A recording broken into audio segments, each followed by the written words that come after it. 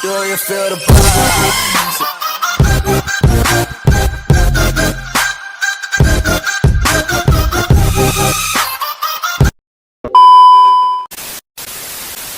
Bu, Assalamualaikum warahmatullahi wabarakatuh. Selamat datang di podcast Nomada Noman 2 yang membawakan semangat Sigma, sinergi maju bersama. Oke, sekarang tuh tanggal berapa ya? Tanggal 21 April nih. Kalian tahu gak kalau tanggal 21 April sering diperingati hari apa? Iya, betul banget, Hari Kartini. Nah, jadi kenapa sih di tanggal 21 April itu sering banget diperingati oleh Hari Kartini atau sering dikenal Raden Ajeng Kartini? Kalian pasti gak asing dengan sejarah Ibu Kartini ini kan, yang berusaha untuk mendapatkan hak-hak wanita Jawa pada saat itu. Jadi, Ibu Kartini sendiri ingin wanita-wanita pada saat itu memiliki pendidikan yang setara dengan para lelaki. Dan bukan hanya seorang lelaki saja yang boleh memiliki pendidikan tinggi pada saat itu. Dan Ibu Kartini juga memperjuangkan emansipasi wanita pada saat itu. Di depan kita ada Ibu Hajah Aideti SAPD MPD yang akan menjadi narasumber. Pengalaman Ibu Aideti ini banyak loh, mulai dari menjadi guru TK, guru SMP, sampai guru madrasah aliyah. Sampai saat ini, Ibu Aideti mengajar di Bandua Garut sebagai juru bahasa Indonesia. Ibu Aideti juga seorang aktivis loh yang banyak mengikuti organisasi-organisasi di luar sana. Organisasinya menjadi sekretaris umum, ketua LBSO atau Lembaga Budaya Seni dan Olahraga. Keren banget ya, sangat sinergi banget ini Ibu Aideti. Seperti yang akan kita bawakan pada tema Hari Kartini ini adalah kesetaraan gender dan akan dijawab oleh ahlinya nih pastinya, seorang guru bahasa Indonesia yang pastinya sudah paham dengan sejarah Ibu Kartini tersendiri ya. Boleh nih kita ngobrol-ngobrol tentang kesetaraan gender dengan Ibu? Boleh. Boleh. Jadi gini Bu, kan banyak orang nih yang bilang kalau Ibu Kartini ini apakah sudah berhasil dalam menyamakan kesetaraan gender ini? Ya, kalau kita perhatikan saat ini gitu, memang proses yang begitu membaharu gitu ya, proses yang bagus gitu mengenai kesetaraan gender gitu ya. Itu yang diusung oleh Raden Ajeng Kartini waktu itu dengan cita-citanya ingin memperjuangkan kaum wanita itu ya. Maka kita lihat pada saat ini khususnya aja di kota Garut ya, bahwa sudah terlihat seorang perempuan itu hampir setara ya dalam hal yang tertentu gitu. Ya, misalnya dalam hal pendidikan, ya kita lihat bahwa dalam bidang pendidikan tidak ada batasan, tidak ada larangan.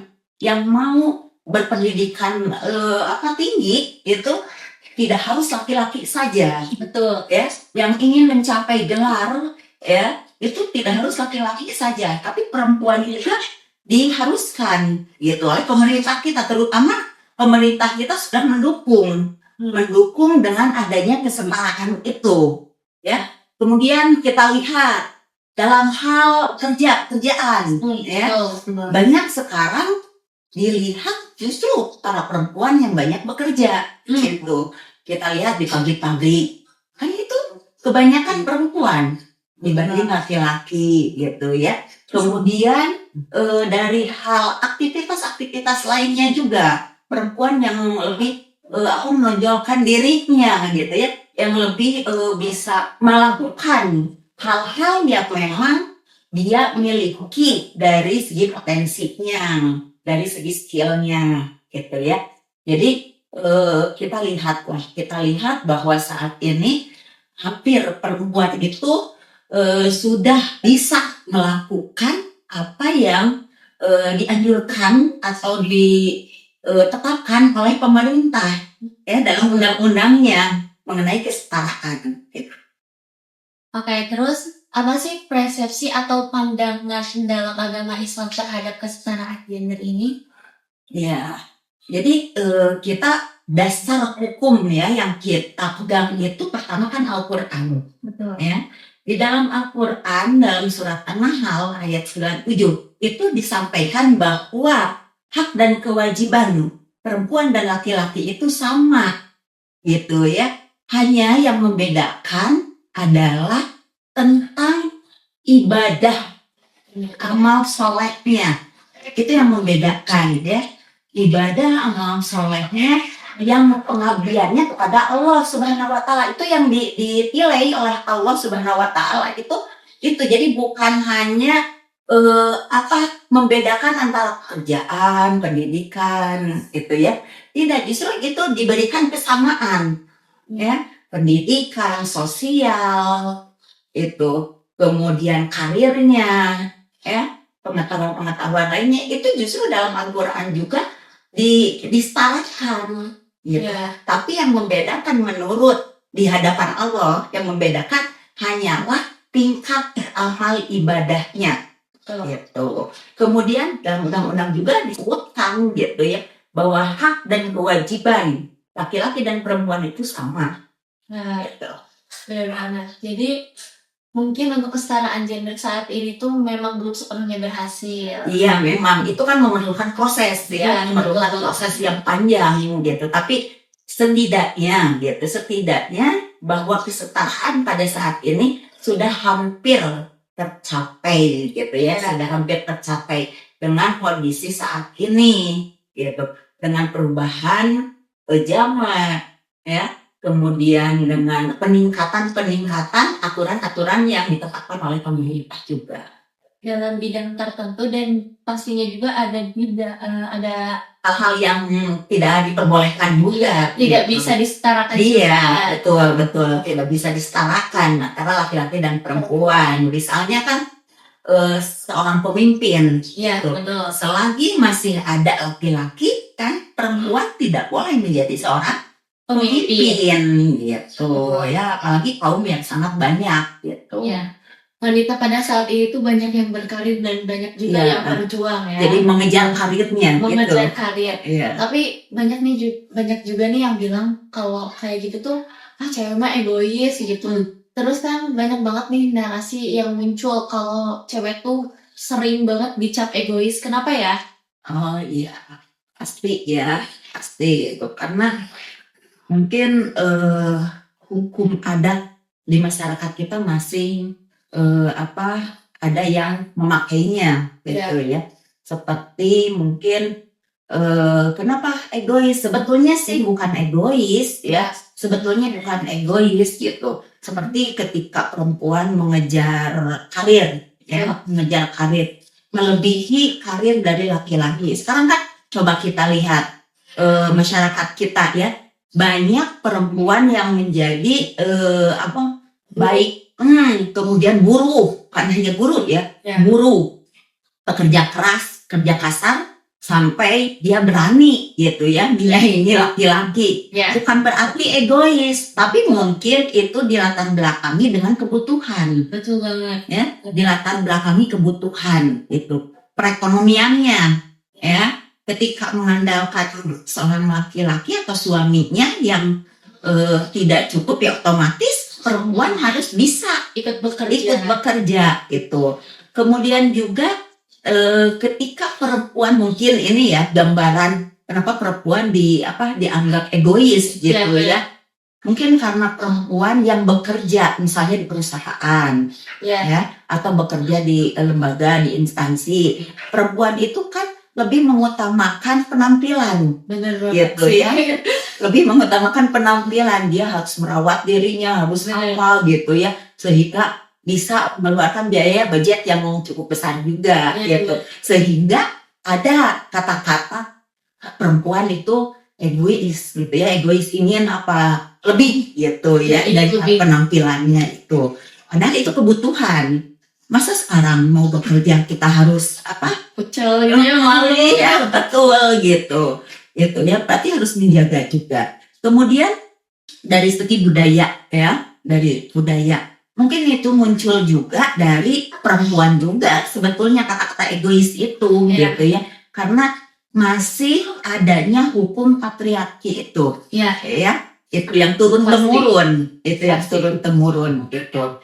Nah, mungkin dari perempuan yang bekerja, perempuan yang mengejar karir, kemudian mengejar pendidikan yang tinggi, itu dasar hukum budaya itu ya, yang Iya. patriarki itu bisa membawa pengaruh Ya. kepada persepsi perempuan gitu, bahwa buat apa gitu Ngandelin laki-laki. Buat apa sih ngandelin laki-laki kalau kita bisa sendiri mah? Nah, seperti itu. Jadi ada fakta itu dari muncul perempuan juga. Ya Di sih situ. sebenarnya. Seperti itu ya. Jadi banyak orang ya. Sebetulnya perempuan itu tidak egois menurut ibu ya, Iya. gitu. Tidak egois. Hanya kita bisa menempatkan menempatkan keperluan, menempatkan kebutuhan. Betul. Itu. Dan kita juga kan sebagai seorang perempuan yang bukan hanya bekerja tapi mengurus keluarga, Ya, itu ada yang harus kita taati, yaitu suami. betul. Itu ya, suami. Nah, kata-kata egois itu mungkin adanya penyimpangan ya di dalam keluarga. Nah, itu maka harus hati-hati gitu ya. Harus hati-hati kalau kita betul-betul mau mengejar karir atau mau bekerja gitu ya, seorang perempuan itu harus mengikuti aturan-aturan juga gitu. Baik aturan rumah tangganya ya, Ya. baik aturan pemerintah, baik aturan agama juga. Nah, itu. Jadi harus diperhatikan. Jadi tidak seolah-olah karena kita bisa, karena kita punya skill, karena kita punya pendidikan, sebebasnya tidak. Iya, benar. Gitu ya. Jadi dalam kesetaraan gender juga kita ada Batasan. batasan-batasan yang harus diperhatikan. Nah, jadi diingat aja nih kata-kata dari Nagita Slavina. Kalian pasti tahu sih. Jadi kita dandan tuh, kita tampil cantik untuk bekerja, itu tuh buat harga diri kita sebenarnya. Iya, betul ya. Ya. Terus gini, menurut Ibu apa sih untungnya bagi laki-laki kalau kesetaraan gender tuh benar-benar terjadi nih di lingkungan Di kita? lingkungan kita. Ya, jelas-jelas sangat menguntungkan laki-laki ya. Iya, sekarang aja masih banyak ya laki patriarki. Ya, itu. Yang jelas mungkin ya kesetaraan gender yang ditetapkan oleh pemerintah itu ya, yang ditegaskan oleh pemerintah itu supaya di lingkungan kita tidak atau mengurangi dari hukum patriarki itu. Iya, benar. Dan mengurangi diskriminasi perempuan Kekerasan, itu, ya. kekerasan. Karena coba di negara lain ya, perempuan sudah dipekerjakan, perempuan juga yang disiksa. Iya. Itu. Sekarang TKW banyaknya juga cewek, Iya, kan? bukan hanya Ada. TKW ya, di sini juga kan Masih banyak. masih banyak dari pekerja kasar sampai pekerja yang ya terhormat gitu. Itu kan kebanyakan perempuan Ya, itu. pastinya sih. Di pabrik-pabrik Iya. ya, Pasti. pabrik-pabrik kan sekarang kebanyakan perempuan. Bahkan oleh pemerintah itu dinilai hal yang memiliki nilai tinggi kalau pekerja di pabrik atau pekerja buruh banyak perempuan. Iya. Gitu. Nilainya, poinnya itu tinggi gitu ya, dibanding laki-laki gitu. Karena apa? Tadi tujuan pemerintah untuk kesetaraan. Benar. Kan gini ya, aku pernah lihat di media sosial bahwa lelaki itu gak butuh cewek dependent woman. Karena ya ngapain gitu kita ngedeketin dia, karena takutnya kita tuh merasa tersaingi. Apa sih menurut Ibu untuk menanggapi hal kayak gitu tuh? Iya, apakah keuntungan laki-laki ya, Iya. keuntungan laki-laki ketika perempuannya berkarir gitu ya, itu sebetulnya kan sangat menguntungkan kaum laki-laki ya, Ya. bisa membantu perekonomian ya, perekonomiannya ketika berumah tangga. Jadi meningkatkan kebutuhan ya, meningkatkan perekonomian yang dibutuhkan oleh rumah tangga. Ya. Itu kemudian dalam hal sosial juga ya, dalam hal sosial kekuatan mental perempuan itu ya, kekuatan mental perempuan sehingga tidak akan terjadi diskriminasi Ya. gitu. Kemudian itu keuntungan sebetulnya bagi laki-laki ya, keuntungan, jadi merasa terbantu, sangat terbantu gitu oleh keberadaan atau oleh kesetaraan perempuan itu. Nah sekarang independent woman itu seorang laki-laki akan merasa ragu gitu ya, merasa ragu untuk mendekati yang namanya independent woman itu. Karena apa? Mungkin ya persepsinya perempuan yang memiliki karir tinggi, pendidikan tinggi ya dibanding laki-laki itu ya, dia akan merasa tadi wah akan paling bisa gitu, sehingga akan melanggar aturan yang ditetapkan oleh laki-laki itu. Ya, gitu. Kalau dalam situasi keluarga gitu ya, pasti mungkin susah diatur. Karena dia punya pendirian sendiri ya. Perempuan seperti itu pasti akan susah diatur karena memiliki tadi kepribadian sendiri ya, memiliki pekerjaan sendiri ya, dan dilihat dari pendidikannya lebih tinggi. Seolah-olah si laki-laki itu merasa takut gitu ya. Padahal seharusnya tidak seperti itu. Justru kita harus saling menghargai ya, saling menghargai. Karena apa? Adanya kesetaraan itu kita bisa saling melengkapi. Benar. Gitu. Bisa saling melengkapi. Sekarang laki-laki yang tidak bisa misalnya ya mengejar pendidikannya lebih tinggi gitu, mengejar ilmunya yang lebih tinggi. Di dalam keluarga itu ada seorang perempuan yang lebih tinggi, itu bisa memberikan ilmu-ilmunya saling berbagi gitu ya. Kemudian dari hal kebutuhan seperti tadi kan bisa saling melengkapi gitu. Seharusnya seorang laki-laki harus bersyukur ya, harus lebih menghargai lagi, bukan menjauhi. Betul. Bukan merasa minder. Nggak boleh. Itu nggak boleh. Itu justru harus menjadi kebanggaan sendiri, karena yang namanya laki-laki itu punya ketegasan yang harus ditetapkan, yang harus dipatuhi dan jadikan aturan gitu ya. Itu karena setinggi apapun tetap perempuan itu harus taat terhadap seorang laki-laki, suami gitu. Ya mungkin ya kalau di kita berdasarkan dilihat dari kondisi lingkungan kita, itu kesetaraan itu yang belum terlihat membaik itu dalam hal politik. Betul. Ya, betul. Dalam hal politik masih banyak didominasi oleh kaum laki-laki. Iya sih. Dalam hal politik itu ya politik jarang-jarang perempuan. Pendukung politik itu kebanyakan emang laki-laki. Berarti tidak semua laki-laki itu bisa berpikir krisis, tapi dia juga bisa berpikir kritis. Betul ya. Jadi menurut Ibu sih gimana untuk meningkatkan rasa kan ngomong politik nih, gak usah ikut-ikutan lah politik cewek mah, padahal cewek juga harus banget sih mendukung. Betul. Justru yang paling banyak mendukung itu kan perempuan ya. Perempuan dalam hal bidang politik, sosial, ekonomi ya. Itu untuk pembangunan lingkungan ya, pembangunan dalam hal pemerintahan juga gitu. Jadi perempuan itu memiliki potensi yang tinggi juga gitu dalam hal suara ya. Karena apa? Dalam hal musyawarah saja sekarang ya, itu perempuan sudah banyak yang diajak bermusyawarah gitu ya, bukan hanya laki-laki gitu. Tapi itu masih gak terlihat atau mungkin masih berproses untuk setara karena ada minatnya juga yang berpolitik. Iya betul. Jadi masih kita dalam proses dalam proses sebetulnya dalam proses penyetaraan ya, gender itu tidak mudah seperti membalikan telapak tangan gitu ya. Karena apa? Ada dampaknya ya, dampak positif, negatifnya masih ada. Iya betul.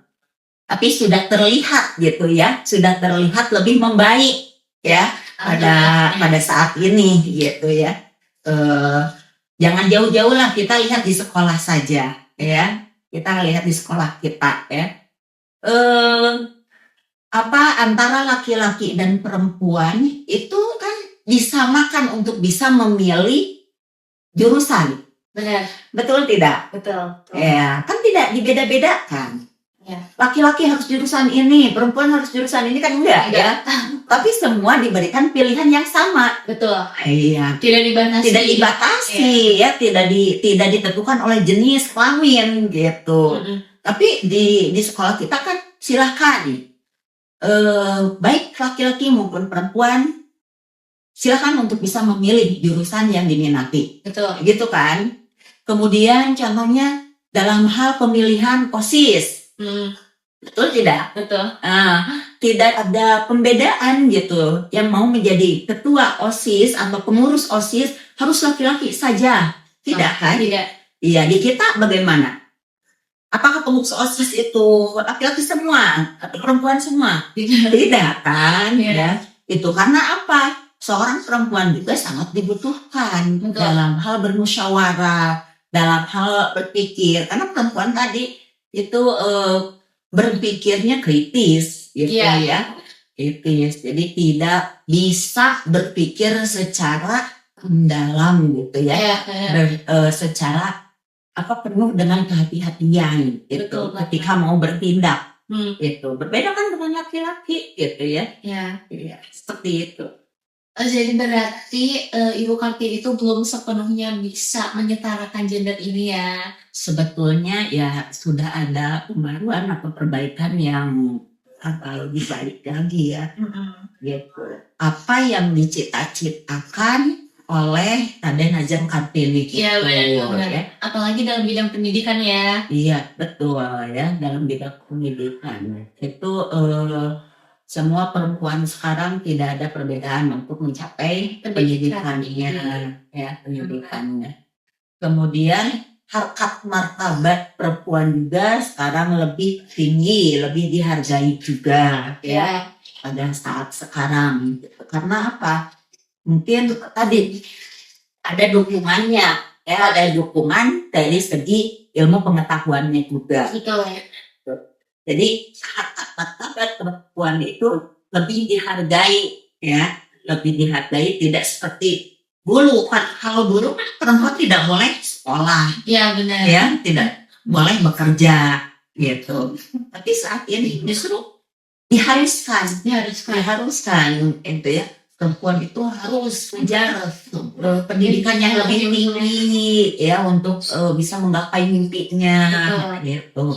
Kemudian kalau bisa perempuan juga harus bekerja, gitu ya, untuk menopang atau membantu keluarganya, gitu. Kemudian perempuan juga harus dikuatkan mentalnya, ya, harus dikuatkan mentalnya supaya ketika menghadapi masalah problematika kehidupan, dia sudah siap, gitu ya, sudah siap dengan kondisi apapun juga. Gitu. Jadi tidak bergantung kepada laki-laki. Iya, betul ya, tidak tergantung pada laki-laki.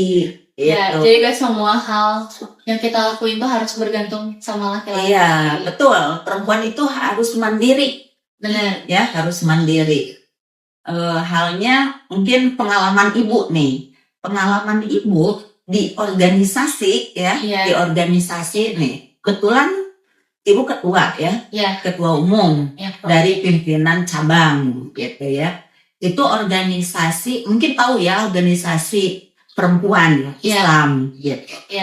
Nah, di dalam lingkungan organisasi itu banyak sekali perbedaan persepsi, perbedaan paham, ya, pendapat. Iya, pendapat. Kalau pasti beda. Iya, kalau kita tidak ditopang dengan adanya pengetahuan yang tinggi, ya, tidak ditopang dengan mental yang kuat, ya, mungkin tidak akan lama. Betul. Gitu. Kita berdiri dan mengajak kaum perempuan untuk berorganisasi, tidak akan lama gitu menjadi ketua itu, karena banyak asumsi-asumsi yang kurang baik gitu. Betul. Ya, yang kurang baik gitu. Ya namanya kan perbedaan persepsi itu. Tapi ketika kitanya sudah kuat, baik mental, kemudian pengetahuan, itu ya, otomatis kita bisa mempertahankan. Benar. Nah, kita bisa mempertahankan, kita bisa berargumen dengan pengetahuan yang kita miliki gitu, supaya para anggota atau partisipan gitu, partisipan organisasi itu bisa sejalan, dan bisa melaksanakan keorganisasiannya dengan baik. Iya, Gitu. apalagi sebagai pemimpin ya harus berpikir bijak. Iya betul itu ya, itu harus betul-betul diperhatikan ya, meskipun banyak sekali gitu ya, banyak sekali asumsi-asumsi yang kurang baik yang Kurang baik. iya. Tapi kita kan ketika kita tadi memiliki mental yang kuat, Iya, ya, kita tidak langsung jatuh gitu Pasti. ya. Ada terkaan omongan yang lain yang kurang baik Ya, gitu. jadikan aja pelatihan. Iya, jadi pengalaman saja. Itu ya. Ya, jadi wanita tuh bisa aja jadi pemimpin, tapi dalam hal-hal atau dalam bidang tertentu. Bidang tertentu, iya. Kan dalam agama juga kalau sholat, ya, kalau sholat perempuan semuanya, boleh yang jadi imam perempuan. Nah, itu ya. Jadi bisa menjadi pemimpin dalam hal-hal tertentu juga. Ya. apa satu pesan dari Ibu untuk Kartini muda di luar sana? Mungkin sekarang lagi ragu buat ambil jurusan teknik atau ragu buat jadi pemimpin karena takut dianggap terlalu dominan. Kalau pesannya dari ibu kepada kaum perempuan ya, pada anak-anak yang mau mengejar cita-citanya, menggapai cita-citanya, silahkan ya, kejarlah ya dengan keinginan dan minat bakat yang ada di dalam diri kita, itu ya, wujudkan melalui pendidikan, ya, wujudkan melalui pendidikan. Silahkan kalian belajar, mencari ilmu terus, karena mencari ilmu itu tidak akan terus dimanapun, kapanpun kita pasti butuh ilmu, ya, kita pasti butuh ilmu. Maka ibu harapkan ya untuk anak bangsa ini ya, terutama untuk siswi yang ada di lingkungan sekolah kita, silahkan kejar bakat kita, minat kita, wujudkan dengan apa, belajar yang baik. Ya, kemudian belajar sampai tingkat tinggi, ya, jangan sampai dari kelas 2 sudah selesai, ya, gitu, iya. Tapi kita harus mengejar pendidikan yang lebih tinggi. Kita kuliah, ya, kemudian kita cari pengalaman di sana juga, gitu. Nah, ibu juga berpesan ya, kuatkan mental perempuan. Kuatkan mental perempuan, karena apa, itu sangat mendukung ya terhadap perkembangan cita-cita kita, karir kita, gitu ya, karir kita. Nah itu, jadi ibu sarankan, ibu berpesan, silahkan kalian kejar cita-cita kalian dengan cara sekolah ya, belajar yang betul-betul giat ya, belajar dengan pendidikan yang cukup tinggi, yang sangat tinggi gitu ya. Sekarang kan sudah banyak lah pilihan-pilihan pendidikan ya. Betul. Sudah di kita juga di Garut sudah banyak pilihan. Mau kemana silahkan, itu tergantung minat kita. Iya. Itu. Kemudian yang kedua, kuatkan mental. Gitu. Iya, itu ya. Apa sih pengalaman Ibu menjadi pemimpin di organisasi yang mencakup cukup besar ya, di sekitar Ibu pastinya? Kan Ibu itu banyak banget perbedaan pendapat dengan yang lain, banyak banget pastinya ada laki-laki yang berpikir bahwa kenapa ya pemimpinnya harus wanita gitu.